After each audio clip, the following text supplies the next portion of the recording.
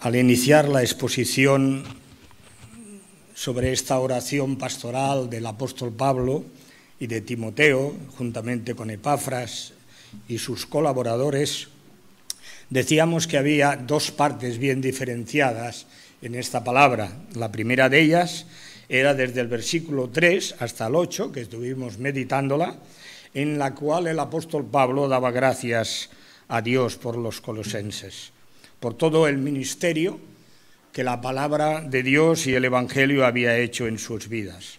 La segunda parte es de intercesión. Pablo, a la vista de todo lo que después comentaremos y que ya Joan nos ha adelantado una parte de ello, todos los problemas que estaban creando los falsos maestros, veremos que esa intercesión era necesaria para los colosenses. Siguiendo pues la exposición de esta oración del apóstol Pablo, él escribe a los colosenses: por lo cual nosotros, desde el día que lo oímos, no cesamos de orar por vosotros y de pedir. La primera parte de la oración, como decíamos, Pablo daba gracias a Dios por la fe de los colosenses, el amor a los santos, su esperanza que estaba reservada en los cielos y también su amor en el Espíritu Santo, como comentamos en su día. Toda esta obra la había hecho el Evangelio, y un Evangelio que había fructificado y había crecido en la vida de los colosenses. Sin embargo, la segunda parte, si no conocemos el trasfondo que en su día dijimos que había en esta epístola, nos queda un poco en penumbra. Dice, por lo cual, bueno, este cual en realidad lo que hace es el nexo de unión entre la primera y la segunda parte.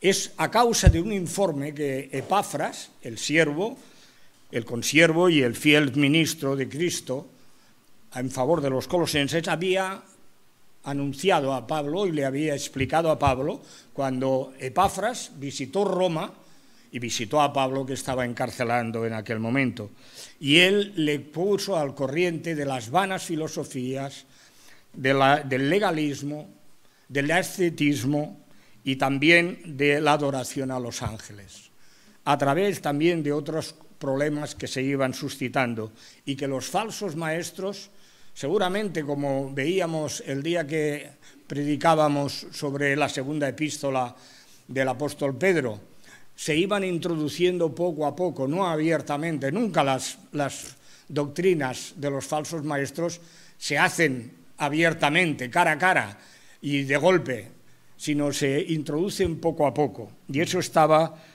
creando que la vida espiritual de la Iglesia en Colosas se viera realmente afectada. No extraña entonces que Pablo, ante ese informe de Epafras realmente peligroso, él se sintiera como cuando escribió a los colosenses. Pablo había defendido su apostolado, porque muchos de los corintios, no eran los filipenses, eran los corintios. Pablo había defendido su apostolado, porque muchos de los corintios ponían en tela de juicio su apostolado, y él decía, bueno, nada más falta eso, que encima de que he pasado penurias, persecuciones, violencia, azotes, encima también tenga que preocuparme y estar preocupado por las iglesias de Cristo. Dice, y él decía, ¿quién enferma? ¿Qué iglesia no enferma? Y yo no enfermo. ¿A qué iglesia realmente no se le hace tropezar y yo no me indigno? Pues seguramente este era el sentir de Pablo cuando escribió y pasó del oramos siempre dando gracias a Dios al oramos sin cesar por vosotros y de pedir. ¿Qué pediría el apóstol Pablo? ¿Qué pide realmente a partir del versículo 9? Pues en realidad todas aquellas cosas que son necesarias para la vida espiritual y el crecimiento de todos los hijos de Dios, para que al final ellos lleguen a una conclusión que él la describe en el capítulo 2 y versículo 10, su primera parte. vosotros estáis completos en Cristo, que es la cabeza y el principado de toda potestad. Consideremos en primer lugar la primera petición, que seáis llenos del conocimiento de su voluntad, de la voluntad de Dios. A lo largo de los tiempos, muchos creyentes se han preguntado, ¿y cómo conocemos la voluntad de Dios? ¿Cómo se conoce la voluntad de Dios? Un querido hermano escribió un día, hay una voluntad universal, una voluntad general de Dios para todo el hombre, para todo ser humano, que nos revela la voluntad particular de Dios para el mundo entero. Pero también hay otra clase de voluntad, no revelada en las Sagradas Escrituras, que tiene referencia al vivir cada día de nosotros. ¿Con quién me casaré? ¿Qué carrera cogeré? ¿Qué circunstancias adoptaré para mi familia en estos momentos? ¿Qué será de mí en el futuro, cuando sea mayor? Esa voluntad particular no la tenemos en la Biblia. La vamos conociendo poco a poco, conforme vamos conociendo su voluntad. Dos ejemplos sobre lo que digo. Lo que de Dios conocemos, la voluntad universal, lo conocemos porque Dios nos lo ha manifestado, porque Dios nos lo ha revelado a través de su palabra. Para la voluntad particular, Pablo escribía a los romanos, hermanos, os ruego por las misericordias de Dios que presentéis vuestros cuerpos en sacrificio vivo, santo, agradable a Dios, que es vuestro racional culto. Y no os conforméis a este siglo, sino transformaros por medio de la renovación de vuestro entendimiento para que comprobéis el qué. ¿Cuál de buena es la voluntad o la palabra revelada de Dios, agradable y perfecta? Hay una revelación general que Dios la transmite a través de su creación. Pero aunque esta palabra que Dios transmite a través de la creación es una revelación limitada, porque aunque los cielos cuentan la gloria de Dios y el firmamento anuncia la obra de sus manos, y las cosas invisibles de Dios y su eterno poder y deidad se hacen visibles por las cosas creadas, siendo entendidas su poder y divinidad por medio de ellas, y que el hombre no tiene excusa, en realidad esta creación no nos habla de la soberanía de Dios, no nos habla de su amor, no nos habla de su misericordia, no nos habla de su salvación, no nos habla de su justicia. Para que entendamos y comprendamos todo esto es necesaria una revelación especial que ha quedado registrada en la Biblia. Las Santas Escrituras, ellas contienen todo lo que es necesario que conozca el hombre para su salvación. Solo en el Antiguo Testamento hay 250 versículos y 1253 veces que aparece la palabra "y dijo Dios". Y a través de este "dijo Dios" conocemos bendiciones, mandamientos, juicios, promesas, pactos, actos salvíficos. Y la voz de Dios siempre se transmite diciendo: te haré entender y te enseñaré el camino por el que debes andar, y sobre ti fijaré mis ojos. Fíate en Jehová de todo tu corazón y no te apoyes en tu propia prudencia.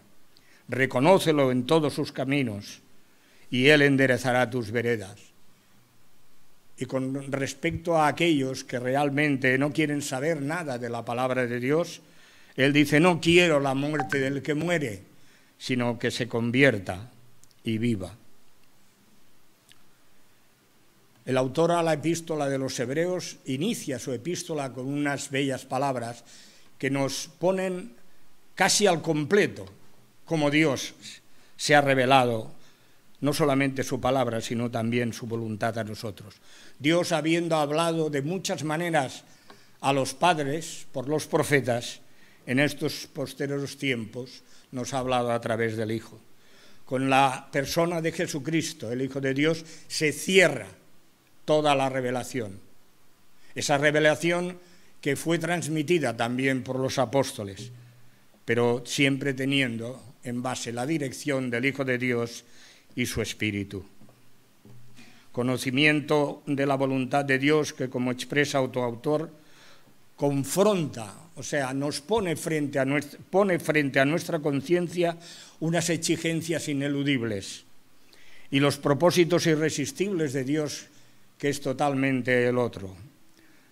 Una voluntad encarnada en su palabra y en su Hijo Jesucristo y en la ley de Dios, que nos informa de una realidad mortalmente comprometida, terrible.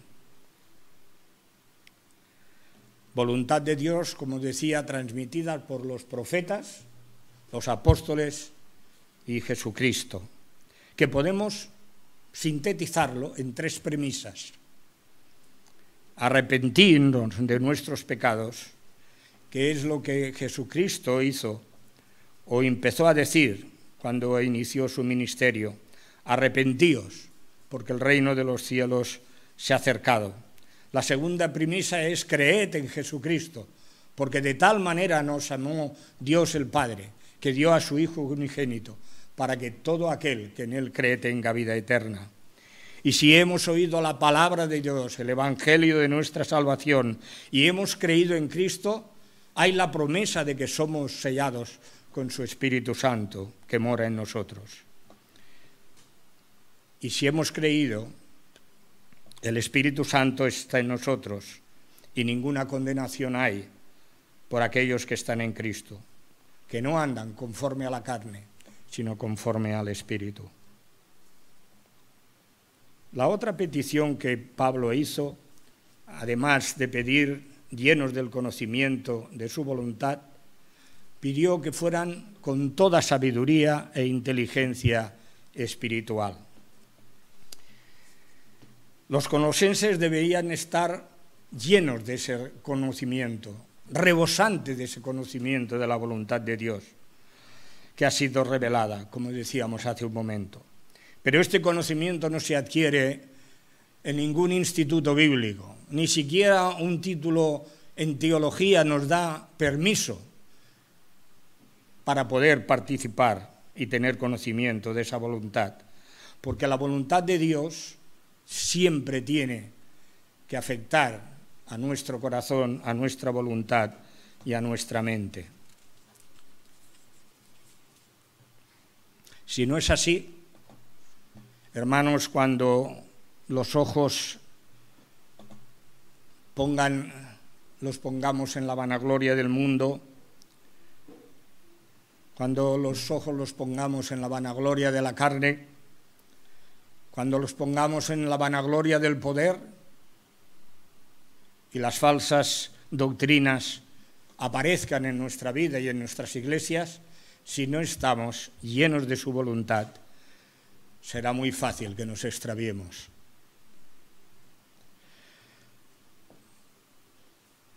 Algunos de mis hijos hoy están en la Cerdaña. Durante 48 años, tanto Josefina como yo estuvimos yendo juntamente con ellos. Era un alboroto estar 10 personas en una casa y estar 15 días. Algún plato volaba. Pero ocurrió en ese camping una anécdota que seguramente aclarará un poco lo que estoy diciendo. Una noche hubo un alboroto en el camping.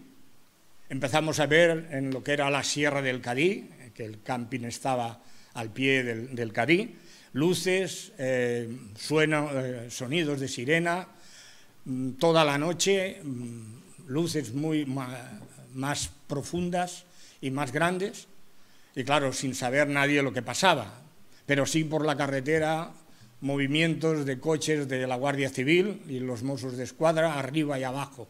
Al otro día nos enteramos que una familia, bueno, 2 en realidad eran, del camping se fueron a hacer una excursión por las montañas del Cadí. Y ellos, bueno, tan contentos estaban que se les hizo de noche. Pero ocurre que en esa montaña, en esas montañas, durante el día uno se quema del calor. Estamos a 1.200 o 1.300 metros de altura y el sol allí penetra completamente sin ningún problema. Quema. Pero a la noche el frío baja vertiginalmente. Y esto es lo que les ocurrió a ellos. Bien, lo primero que les preguntó, según luego lo explicaban, el que podía explicarlo, porque más de uno estaba temblando, les digo, bueno, ¿cómo han salido ustedes sin llevarse un jersey, un anorak, cerillas, con las cuales coger, hacer fuego? Y desde entonces no hubiéramos sabido dónde estaban, porque se había dado la voz de que no habían vuelto al camping. Y ellos dijeron, bueno, pues sí que lo sabíamos, pero pensamos que no era necesario.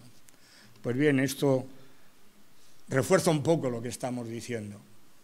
Si no estamos llenos de la voluntad de Dios, si no estamos llenos de su palabra, seremos unos inconscientes si pensamos que cualquier dificultad personal o de iglesia podemos hacer frente a ella. Ese conocimiento Pablo los pedía en toda sabiduría e inteligencia. La sabiduría tiene que venirnos de lo alto, hermanos.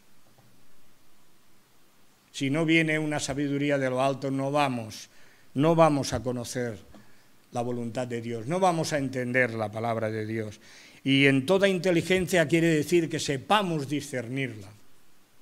No solamente entenderla. Yo puedo entender un esquema eléctrico o un esquema o un dibujo en perspectiva de cualquier elemento mecánico. Otra cosa es que yo al momento de ponerme las manos a la obra sepa hacerlo.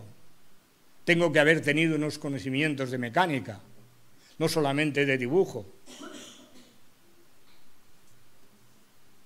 El discernimiento hace falta para saber qué nos enseña la palabra de Dios, qué nos dice Dios en cuanto a su voluntad, qué cosas tenemos que cambiar, qué cosas tenemos que mejorar, qué cosas de las cuales nos debemos alegrar, qué promesas Dios nos da, cómo de grande es la fidelidad de Dios.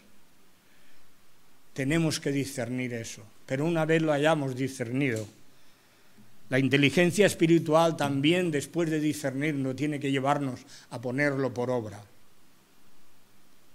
Yo puedo tener conocimientos de cómo se desmonta un motor, pero no sabré si en realidad me sobra alguna pieza o me falta a la hora de montarlo si no lo hago.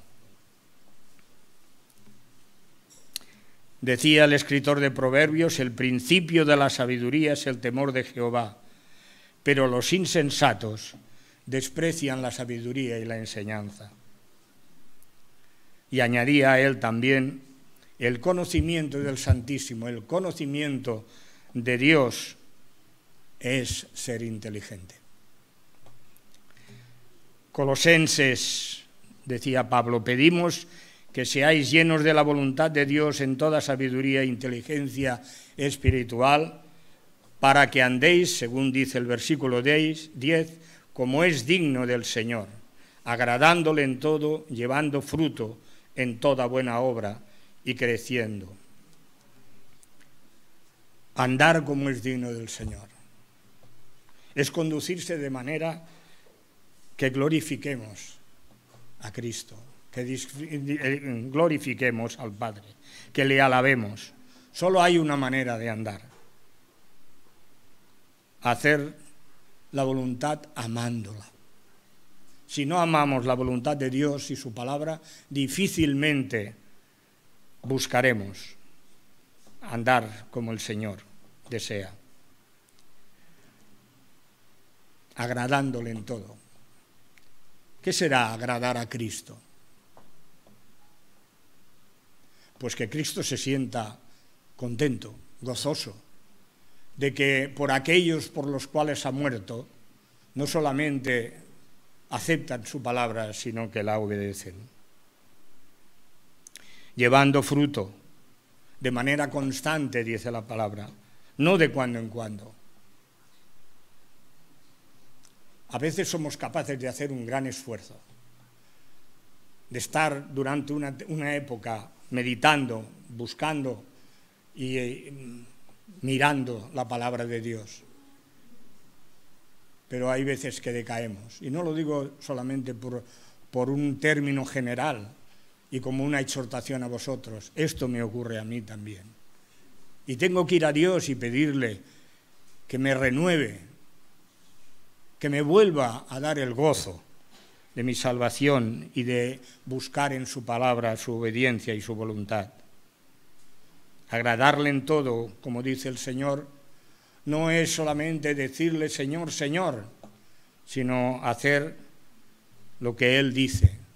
No solo el que dice Señor, Señor, sino el que obedece mi palabra. Llevando fruto en toda buena obra. No también, no de cuando en cuando. ¿Y qué será el fruto llevando fruto de buena obra? Solamente hay una buena obra, hermanos, aquella que es fruto del Espíritu, el amor a Dios en primer lugar, a Cristo, al Espíritu Santo, a los hermanos, a nosotros mismos. Hermanos, hemos de amarnos a nosotros mismos, porque si nos amamos a la luz de la voluntad y la palabra de Dios, no pecaremos, no buscaremos los caminos del mal. Bastante presión tenemos. Si tenemos gozo de la salvación, viviremos tranquilos, felices. Paz, paciencia, benignidad, fidelidad. Termina el escritor bíblico diciendo, contra todas estas cosas, hermanos, no hay ley. No hay ley que juzgue todas estas cosas, porque estas cosas son fruto del Espíritu de Dios, fruto del Espíritu Santo. La obra de la carne, la obra mala, es fruto de la carne. Y como muchas veces hemos dicho, y queda registrado en Gálatas 5, adulterio, fornicación, inmundicia, lascivia, todas estas cosas están en contra de la palabra de Dios. Y los que las practican sin haberse arrepentido de manera total, no heredan el reino de los cielos.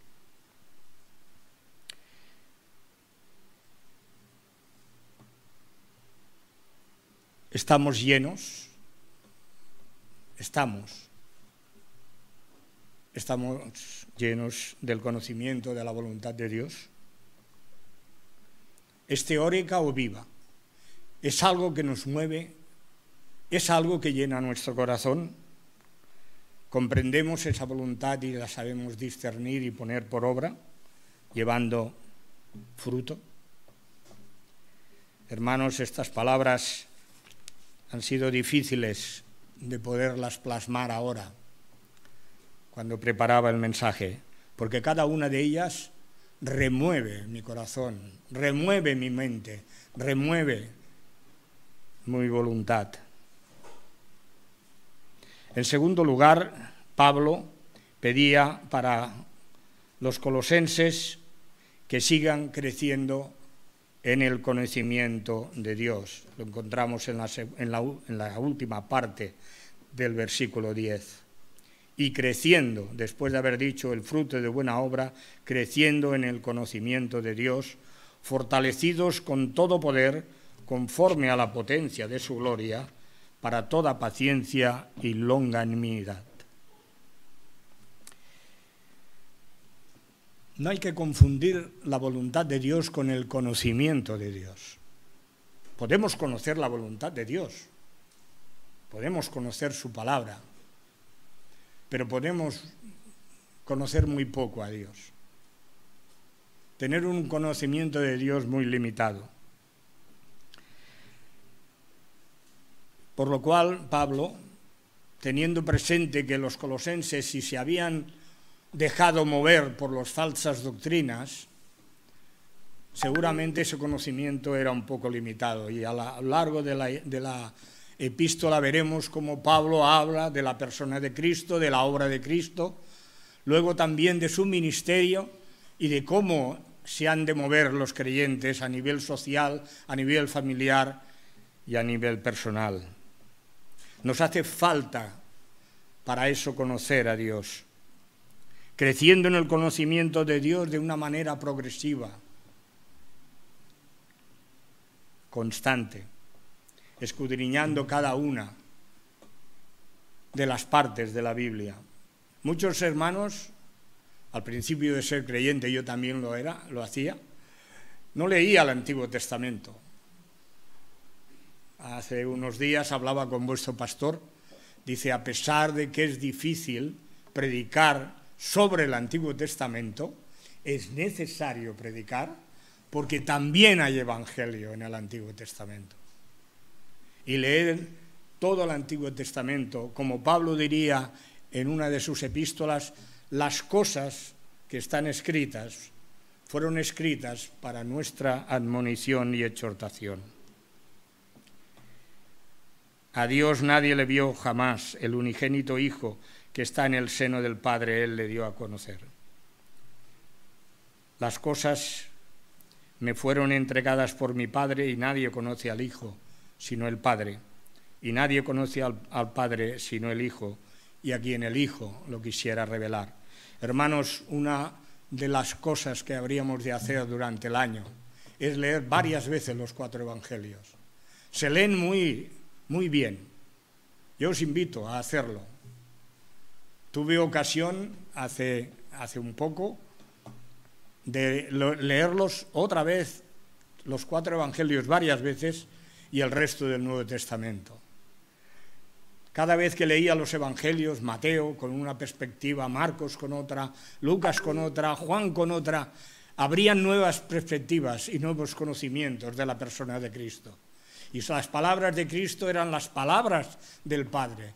Las obras de Cristo eran las obras que el Padre había hecho en el Antiguo Testamento. El amor del Padre quedaba reflejado también en el amor de Cristo, que habiendo amado a los suyos, los amó hasta el fin. Lo mismo que decíamos con relación a la voluntad del Padre, de Dios, es válido para conocer a Dios. Si no amamos a Dios, no vamos a buscar conocerle. Los textos que hablen de Dios el Padre, del Espíritu Santo o incluso del propio Jesucristo, si no los amamos, si no amamos al Trino Dios, parecerá que nos estén velados. El autor de Proverbios decía, si clamares a la inteligencia y a la prudencia dieres tu voz, si como a la plata la buscares, ¿cuánta gente busca el dinero, que es la plata de nuestros días?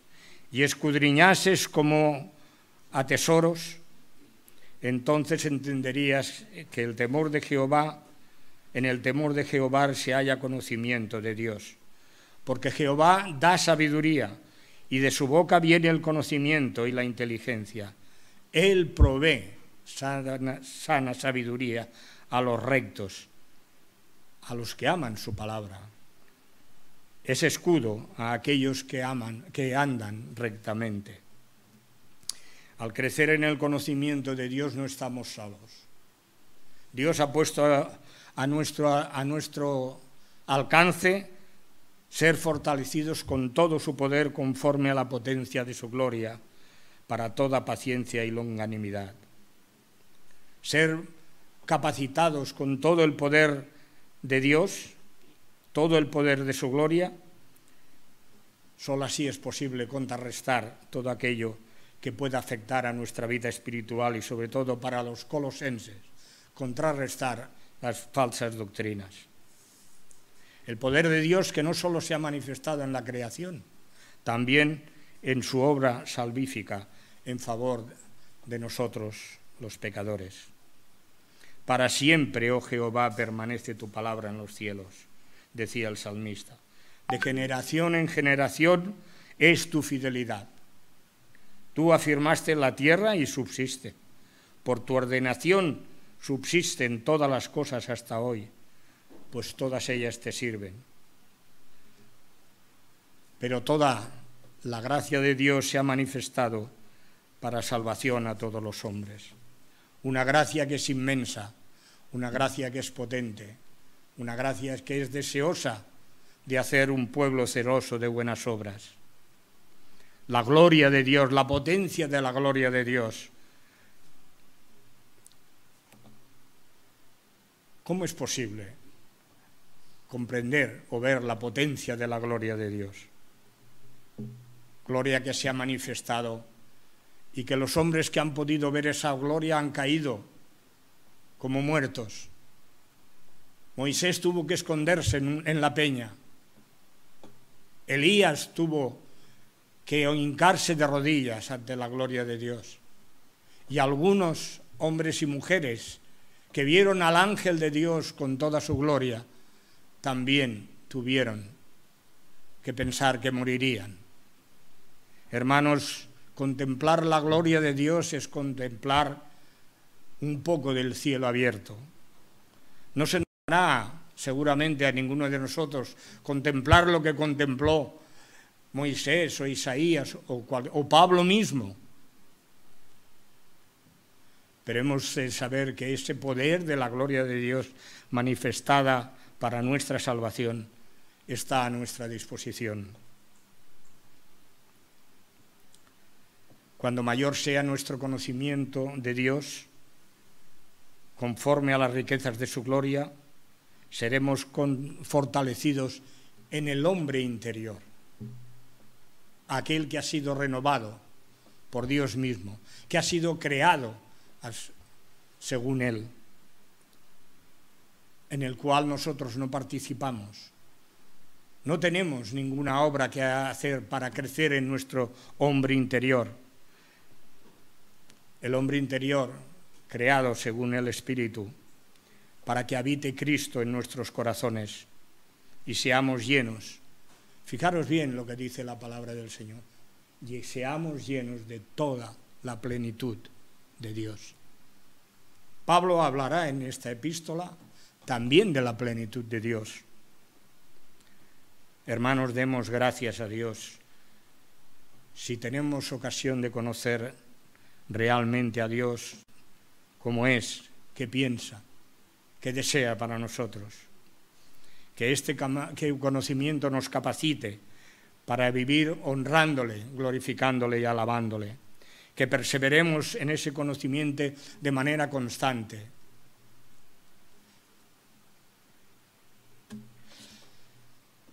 Tengo que dar gracias a Dios por Josefina.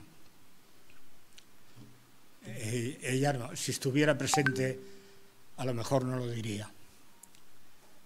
En los momentos difíciles que pasé por mi vida, ella me dio la mano para seguir ahondando en el conocimiento de la palabra, de la voluntad y de Dios. También hubo hermanos que me instruyeron, que me enseñaron a escudriñar las Sagradas Escrituras. También doy gracias a Dios por los hermanos que a lo largo de muchos años han sido para mí una bendición, porque han ido instruyéndome. He dado gracias por José María Martínez, por David Burr, por Roberto Veler, por Bernardo Sánchez, por Jordi Tremoleda, por Rubén Sánchez.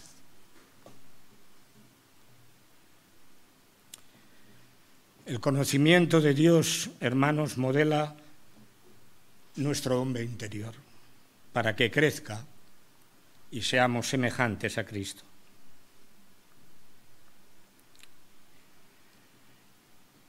Y llegamos a la última parte de esta petición del apóstol Pablo. Pero ahora creo que es necesario que participemos los que estamos aquí, juntamente yo también, y los que nos están viendo a través de las pantallas, de los ordenadores o de algún televisor, juntamente con el apóstol Pablo, Timoteo, Epafras, los colosenses y todos aquellos que han creído en el Señor Jesucristo. Porque Pablo pasa del vosotros al nosotros. Hasta ahora Pablo ha estado hablando y pidiendo para los colosenses, para que vosotros conozcáis la voluntad de Dios, para que vosotros seáis llenos con todo poder, toda sabiduría e inteligencia espiritual, para que conozcáis a Dios. Pero ahora Pablo dice, para que nos acerquemos. Los colosenses, como he dicho, y todos aquellos que juntamente con Pablo y los demás creyentes que han conocido en Cristo, nos acerquemos con gozo, dando gracias a Dios Padre, que nos hizo aptos para participar de la herencia de los santos en luz, el cual nos ha librado de la potestad de las tinieblas y trasladado al reino de su amado Hijo, en quien tenemos redención por su sangre, el perdón de pecados. Hermanos, no solamente eran los colosenses quienes tenían que dar gracias a Dios, somos todos nosotros. Hemos de unirnos en espíritu, dando gracias porque fuimos capacitados. Esto es lo que significa el término aptos. Dios nos capacitó en Cristo para ser aptos y participar de la herencia de los santos en luz. Seguramente tendremos ocasión también de ver cómo es esta herencia de los santos en luz, pero no hoy. Ni méritos ni dones personales dan derecho a participar de esta herencia. Solo que Dios nos ha hecho aptos, capacitados, competentes en Cristo Jesús. Por lo cual, hermanos, unámonos a todos los creyentes, bendiciendo al Dios y Padre de nuestro Señor Jesucristo, que según su grande misericordia nos hizo renacer para una esperanza viva por la resurrección de Jesucristo de los muertos, para una herencia incorruptible, incontaminada, inmarcesible, reservada en los cielos para nosotros, que somos guardados por el poder de Dios mediante la fe para alcanzar la salvación que está preparada para ser manifestada en el postrero tiempo, en el día de Cristo. Aquel día los ángeles se asombrarán, los inconversos se avergonzarán, nosotros glorificaremos a Dios, que nos ha librado de la potestad de las tinieblas, seguía escribiendo Pablo, que nos ha librado de la potestad de las tinieblas y trasladado al reino de su amado Hijo, en quien tenemos redención por su sangre, el perdón de los pecados. No hay otro que nos haya podido trasladar y librar. Dios nos ha librado de la potestad de las tinieblas, de la autoridad donde reina el maligno. No pensemos, el hermano pedía que Dios llenara esta iglesia, que estuviera presente cuando hacía la oración. Una vez oía a un predicador, en el último banco y en el último rincón está un siervo del maligno también sentado. Y no es una idea descabellada, porque cuando Cristo estaba a punto de morir en una cruz para salvarnos, el diablo movió todas sus fuerzas para que no solamente Pilato se negara a liberarlo, sino que la multitud gritara: crucifícale, crucifícale. Como dijo Cristo antes de ser apresado, esta es la hora de las tinieblas.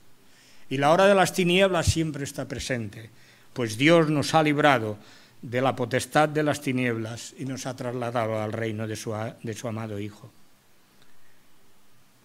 El contraste entre las tinieblas y la luz es el mismo que entre el día y la noche. entre el mal y el bien. La luz del Evangelio ha disipado por su poder las tinieblas que el maligno había esparcido en nuestro corazón, en nuestro espíritu, en nuestra alma y en nuestra voluntad. Pero que a Dios Padre en Cristo, para alabanza de su gloria, nos hizo aceptos en el amado, en quien tenemos redención por su sangre, el perdón de pecados según las riquezas de su gracia. Y nos hizo sobreabundar, hermanos, no un poco. Dios nos ha hecho sobreabundar, darnos sin medida de su conocimiento, darnos sabiduría e inteligencia, dándonos a conocer el misterio de su voluntad según su beneplácito, el cual se había propuesto en sí mismo reunir todas las cosas que están en los cielos y en la tierra.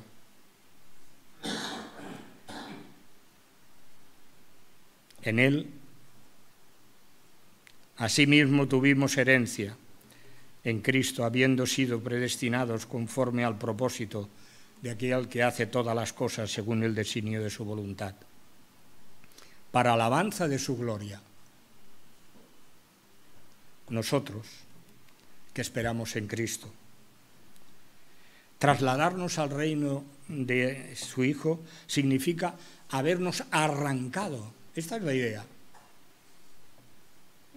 Como el labrador arranca las malas hierbas de las plantas, de los tomates, de las cebollas, de las patatas, con el fin de que esas malas plantas no absorban todos los nutrientes que hay en la tierra para que realmente esas tomateras y esas patateras o esas viñas crezcan y den fruto. Entonces, hermanos, acerquémonos con gozo, dando gracias a Dios, y haya en nosotros ese sentir que hubo en Cristo Jesús, que siendo en forma de Dios, no estimó el ser igual a Dios como a cosa que aferrarse, sino que se despojó a sí mismo, tomando en forma de siervo, hecho semejante a nosotros. Humillación y predisposición. Esta es la que hemos de tener nosotros, hermanos, también. Humillación, predisposición y obediencia. Esta fue el sentir que hubo en Cristo Jesús. Por lo cual Dios le exaltó hasta lo sumo y le dio un nombre que era sobre todo nombre, para que en el nombre de Jesús se doble toda rodilla de los que están en los cielos y en la tierra y debajo de la tierra, y toda lengua confiese que Jesús es el Señor, para gloria de Dios Padre. El último himno que hemos cantado, la última frase decía: yo hago a Jesús Rey. Solo es Dios el que hace Rey a Jesús. Solo es Dios el que hace Señor a Jesús. Él hizo nuestra redención mediante el derramamiento de sangre en la cruz del Calvario. Por eso obtuvimos el perdón de nuestros pecados. Solo Jesús era el Cordero de Dios que quita el pecado del mundo. En él también nosotros, habiendo oído la palabra de verdad del Evangelio de nuestra salvación y habiendo creído en él, hemos sido sellados con su Espíritu Santo. Hasta que toda esa salvación lleguemos a tomarla en posesión para alabanza de la gloria de Dios. Hermanos, los presentes y los que nos están viendo a través de las pantallas, el amigo que también está presente aquí, acerquémonos a la palabra de Dios. En ella los hermanos encontramos la vida, el camino, la verdad. El que todavía no es de Cristo también haya ese camino, también esa verdad. Y si conocemos la verdad, como decía Cristo, nos hará libres. Y quiero, hermanos, que ahora que estamos delante del trono de Dios, dándole gracias por esa aceptación, ese habernos hecho aptos para participar de esa herencia en Cristo, concluyamos con las palabras del escritor de Hebreos. Hermanos, no nos hemos acercado al monte que se podía palpar, nos hemos acercado al monte de Sión, a la ciudad del Dios vivo, a la Jerusalén celestial donde tiene Dios su trono, a la compañía de muchos millares de ángeles que le adoran, a la congregación de los primogénitos que están escritos en los cielos y gozan de la presencia de Dios, al Dios, juez de todos, tuyo y mío, que están, oh Señor, y a los espíritus de los justos hechos perfectos, a Jesús, el mediador del nuevo pacto, en quien tenemos redención y vida eterna. Amén.